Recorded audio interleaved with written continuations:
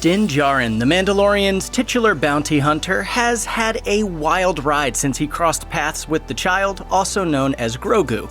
Luckily, Djarin has a variety of weapons to protect himself and his little companion. Let's take a look at some of Djarin's gear, but be warned, spoilers are ahead.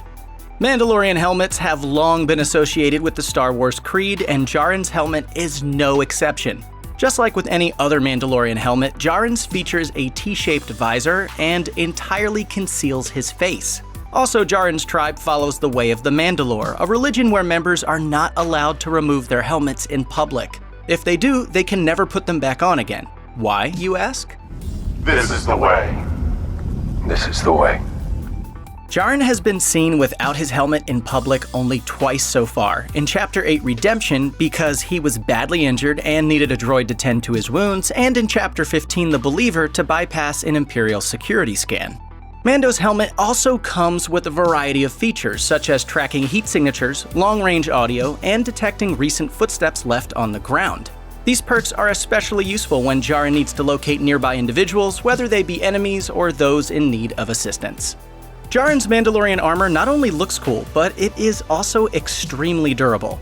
It's made out of a powerful metal alloy called Beskar, which is known to withstand blaster fire and even the might of a lightsaber.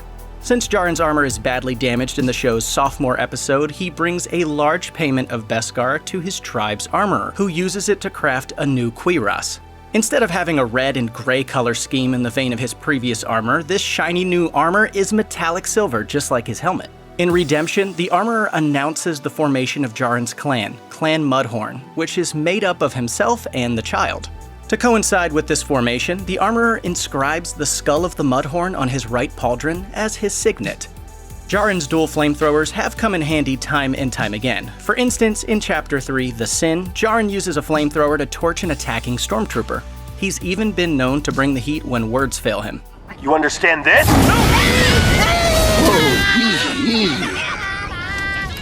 Like any weapon in Star Wars, however, flamethrowers have their limits. After Djarin is surrounded by bounty hunters who all want the child, he uses a flamethrower to drive them away, but it runs out of juice when he needs it most. While Boba Fett first used a variation of this weapon in the animated segment from the infamous Star Wars Holiday Special, the Amban Phase Pulse Blaster in The Mandalorian seems to be much more powerful. Throughout the course of the series, Djarin uses this sniper rifle to either incapacitate or disintegrate anyone who stands in his path. These enemies can be big as a Trandoshan or as small as a Jawa, both of whom were killed in the same episode.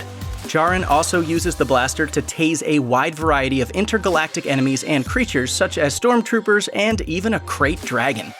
When Djarin returns to the Mandalorian hideout with his Beskar payment, the armorer uses the excess material to build him a special weapon, whistling birds. These small guided munitions are placed in his left vambrace. When deployed, the projectiles fly through the air while making a whistling sound before striking their targets and detonating a small explosive. The armorer tells Djarin that these projectiles are rare, so he saves them for desperate moments.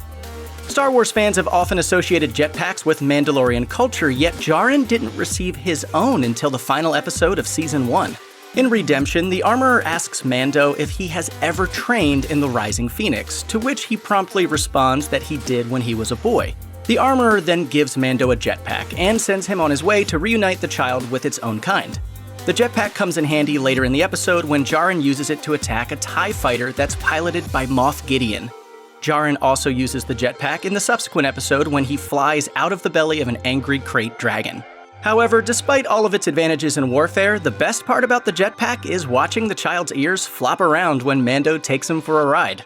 Flash charges aren't exactly commonplace in the Star Wars universe, but for Djarin, they are especially useful in Chapter 5, The Gunslinger. This episode sees Mando working with aspiring bounty hunter Toro Calican to capture a wanted assassin named Fennec Shand. They soon discover that Shand is using a faraway ridge as a makeshift sniper nest.